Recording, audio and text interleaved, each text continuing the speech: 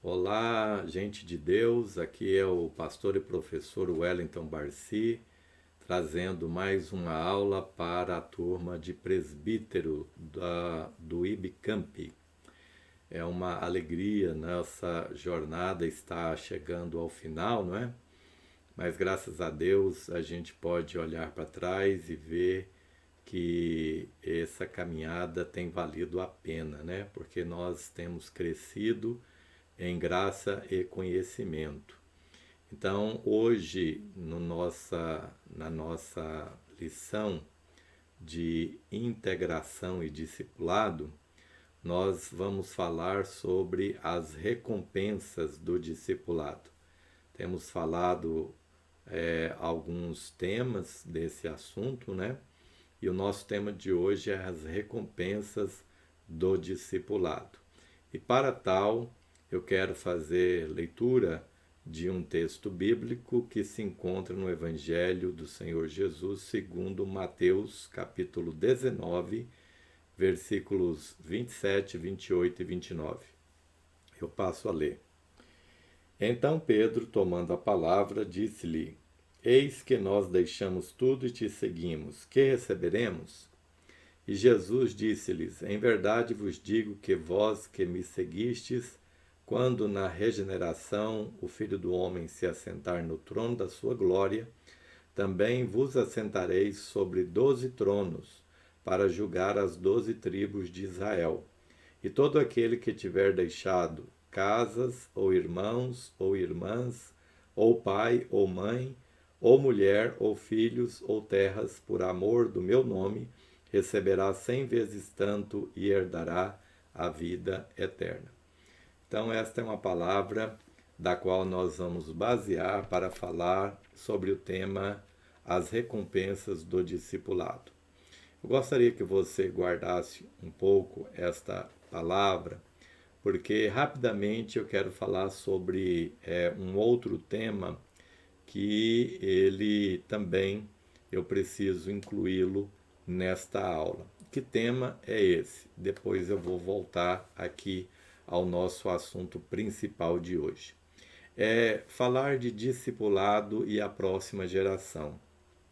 Nós vamos falar bem rápido sobre esse assunto, mas é importante nós falarmos sobre este assunto, discipulado e a próxima geração. Eu poderia fazer uma aula só sobre esse tema, mas eu gostaria aqui de trazer ele à tona para nossa reflexão, e eu tenho certeza que, como dever de casa, a gente pode estar procurando cada aluno por si mesmo, se aprofundar mais neste tema, discipulado e a próxima geração. Então, olha só, quando nós olhamos uma geração que vai envelhecendo, né, uma geração anterior à nossa, e essa geração que muito fez pelo Senhor, pela sua causa aqui na terra, e que batalhou, trabalhou, dedicaram suas vidas, né? Eles nos ganharam para Cristo. Nossa geração é fruto desta geração anterior, não é? De modo que quando nós vimos essa geração anterior a nós, envelhecendo, alguns partindo, a gente lembra daquela carta do apóstolo Paulo, né? A gente lembra do apóstolo Paulo, porque Paulo, afinal de contas, depois de Cristo, é a pessoa que mais fez pelo cristianismo, né? E o Senhor Jesus, ele é o autor e doador da fé.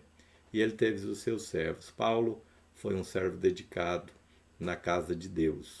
E Paulo, no fim da sua vida, ele escreve a sua última carta, que é segunda a Timóteo, e nessa carta o apóstolo Paulo vai falar para Timóteo o seguinte: ele é cônscio, né, está cônscio de que o seu tempo era chegado.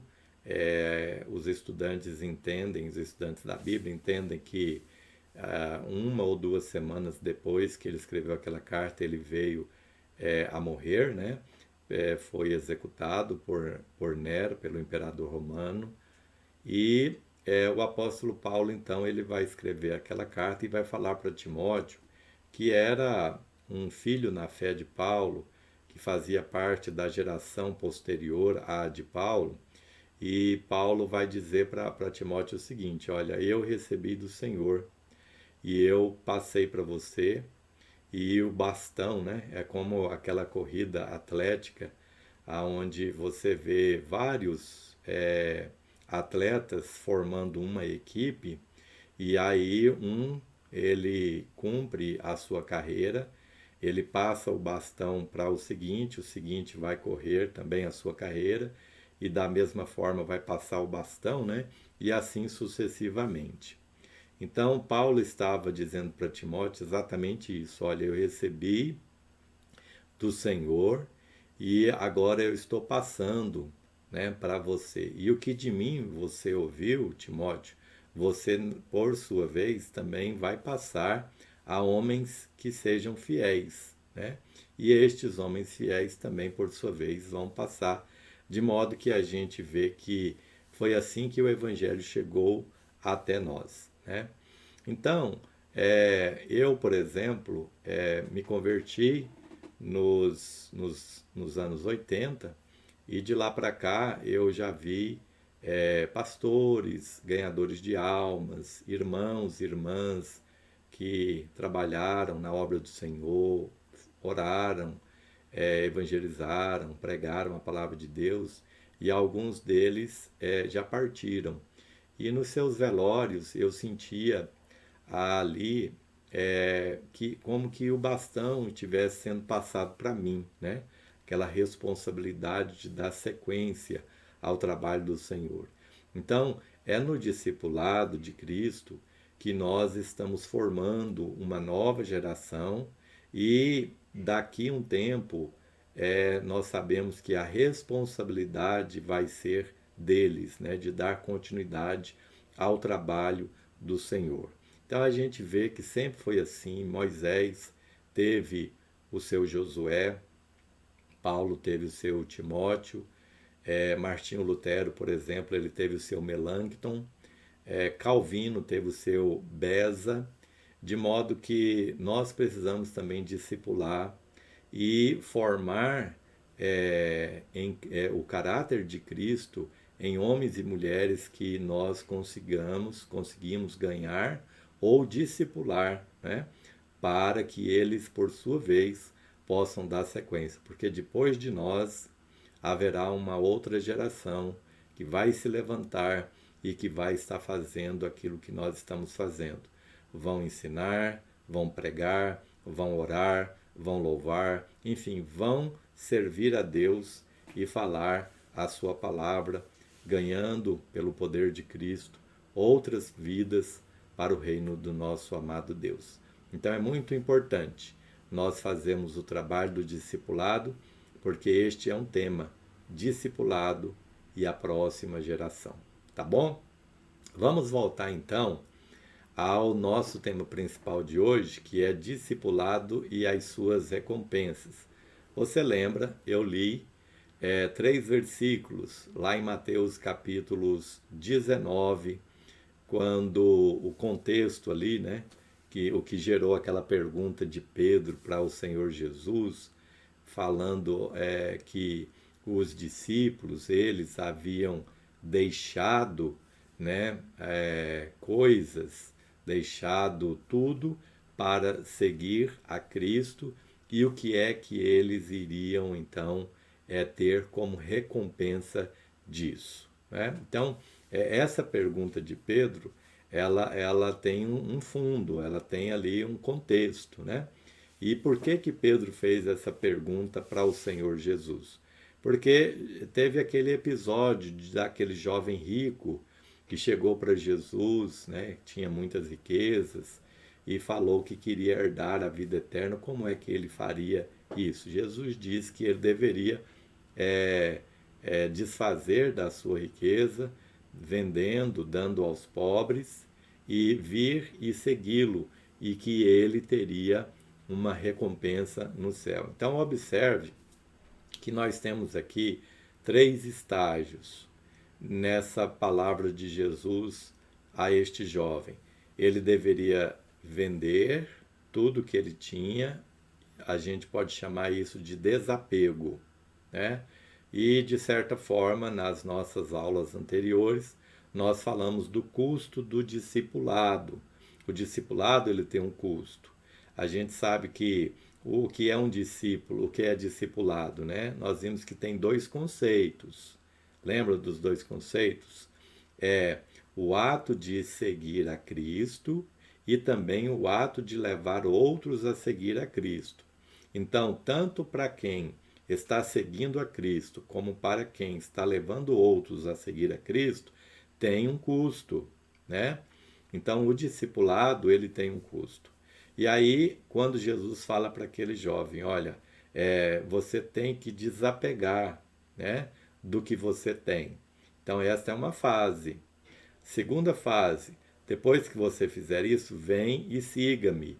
Porque não é só desfazer dos bens, desfazer de um projeto de vida que seja um projeto pessoal nosso para seguir a Cristo, né?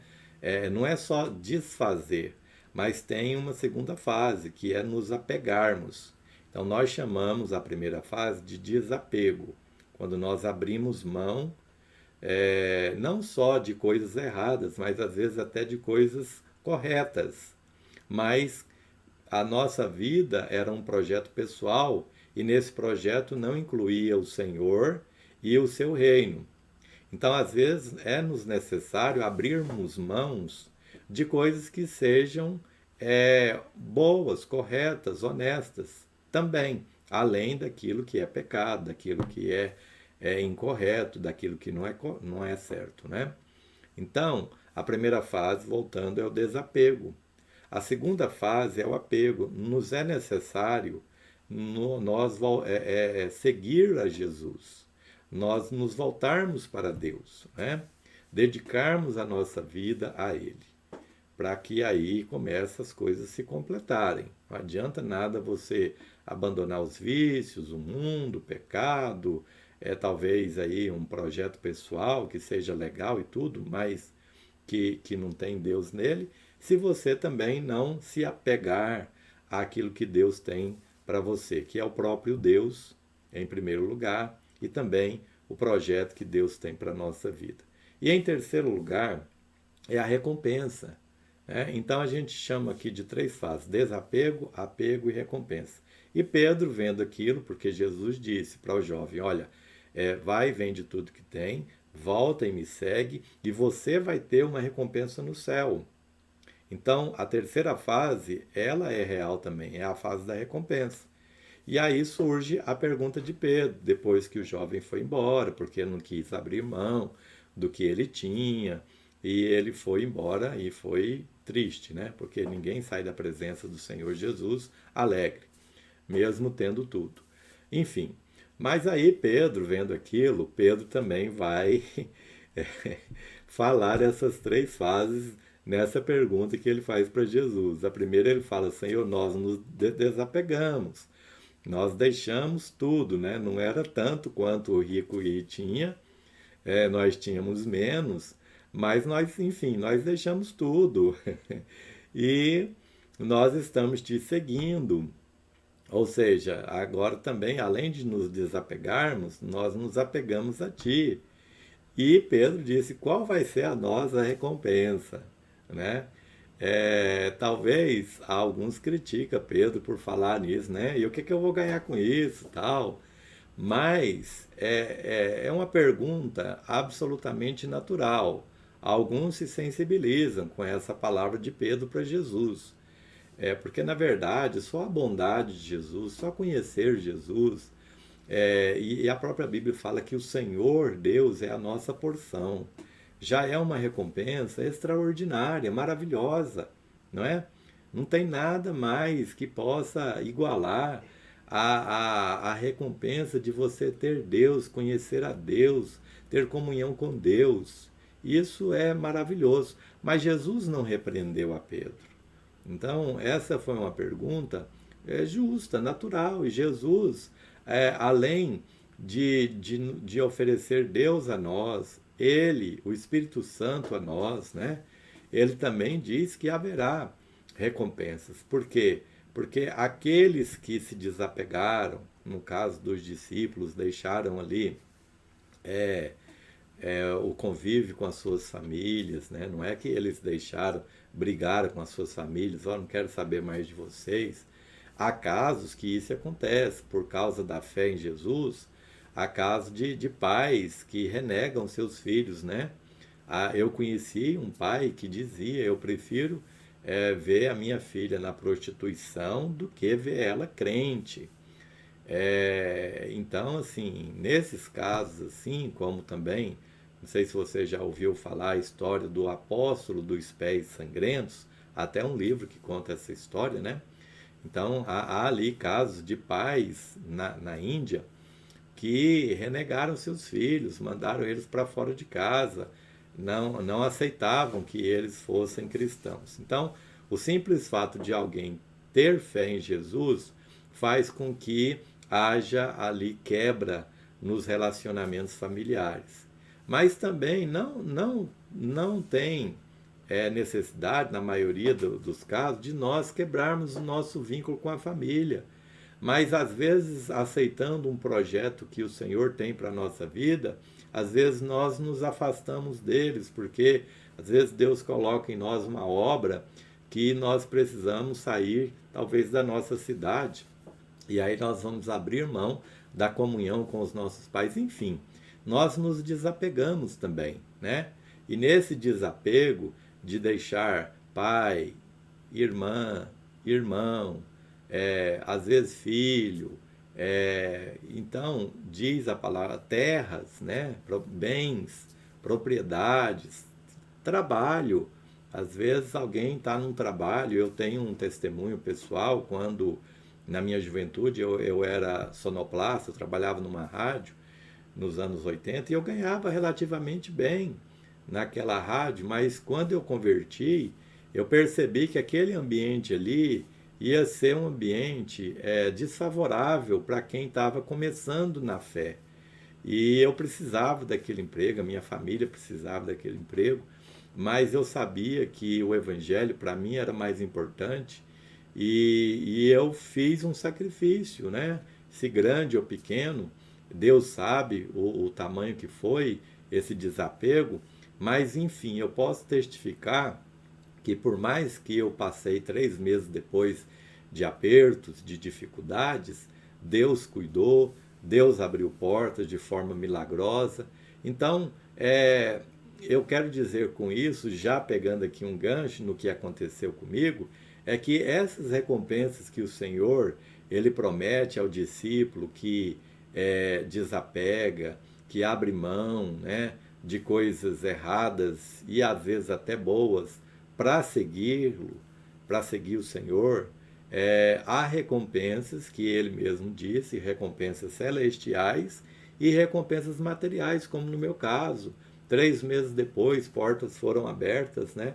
Foram difíceis os 3 meses, foram demais, mas Deus me abençoou, né? E eu fui ali crescendo na fé, tendo comunhão com Deus, porque o discipulado ele tem recompensas, né? E a gente poderia enumerar as recompensas celestiais, as recompensas que nós vamos receber no céu por tudo aquilo que nós fizemos, né?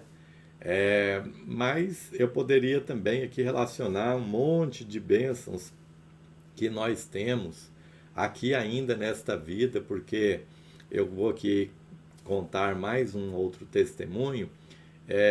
Numa época que eu vendi um carro para um tio meu que morava em Rondônia, e eu fui levar esse carro aqui de Goiânia para Rondônia, né, lá para ele, e no caminho eu parei na cidade de Cáceres, no Mato Grosso, e ao invés de buscar ali um hotel, uma pousada para eu passar a noite, porque eu tenho o costume de viajar só durante o dia, e aí eu vi uma igreja, parei ali perto, conversando com os irmãos, me identifiquei, né, como cristão, como crente, como pastor, servo de Deus e tudo mais. eles não deixaram eu ir para um hotel, né? Eles disseram, não, aqui na igreja tem aqui um quartinho com ar-condicionado, tudo mais. Você vai jantar aqui com a gente, vai tomar banho, vai dormir aqui, amanhã você segue sua viagem. Então, a gente ganha uma família, né? Uma família celestial. Eu também morei fora do Brasil, morei na Inglaterra, é um outro testemunho também que muito marcou minha vida. E no começo, a gente mudando, né, vem as dificuldades, as consequências difíceis, que é normal de uma mudança.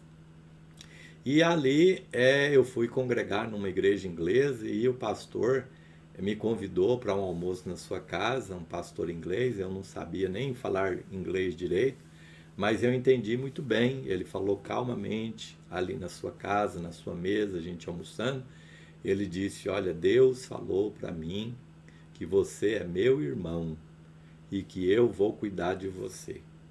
Então, gente querida, a gente ganha pais, mães, a gente ganha irmãos, a gente ganha muito mais do que nós abrimos mão para servir a Deus, né? Recentemente, uma irmã de uma igreja que eu pastoreei, ela me disse, olha, você não tem mãe mais, mas agora eu vou ser a sua mãe. E isso é maravilhoso, né, irmãos? Isso é extraordinário, é glorioso. Nada paga essas coisas assim, essas experiências que nós temos fazendo a vontade de Deus. Então, eu quero dizer para você que vale a pena servir ao Senhor, né? Eu gostaria aqui de dizer o seguinte, que nós temos bênçãos terrenais, enquanto vivermos aqui o Senhor vai nos abençoar e por fim a vida eterna. Só para fechar, vocês lembram que eu falei que nós vamos ter bênçãos celestiais e que praticamente aqui nessa palavra do discipulado e as suas recompensas, eu falei daquele ato de seguir a Cristo. Você vai desapegar das coisas, você vai se apegar a Cristo e você vai ter uma recompensa aqui na terra e no céu. Mas também quando nós levamos outros a seguir a Cristo, há uma recompensa. E eu queria fazer aqui a leitura de 2 versículos que está lá no livro de Tessalonicenses, lá na primeira aos Tessalonicenses, no capítulo 2, Paulo, ele disse algo extraordinário para os irmãos, né, gregos lá de Tessalônica. Porque qual é a nossa esperança, ou gozo, ou coroa de glória? Porventura não sois vós também diante de nosso Senhor Jesus Cristo em sua vinda? Versículo 20. Na verdade, vós sois a nossa glória e gozo. Isso é maravilhoso, irmãos, porque Paulo está dizendo aqui que quando Jesus voltar, quando nós estivermos lá no céu, quando nós estivermos ali desfrutando a comunhão com Deus, com o Senhor, com o Espírito Santo, quando nós estivermos ali diante de anjos, né, serafins, querubins, arcanjos, anjos, quando nós estivermos lá diante daquela grei maravilhosa, nós vamos olhar assim para o nosso lado e vai ter lá aquele irmão que nós discipulamos, né? E que ele vai olhar para nós e vai ser eternamente grato, porque nós discipulamos aquela vida e ele vai estar lá, em primeiro lugar, por causa de Jesus.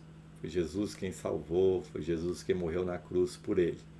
Mas ele vai ter essa gratidão, porque aqueles a quem nós trabalhamos, como Paulo disse, né? Vós sois a nossa coroa,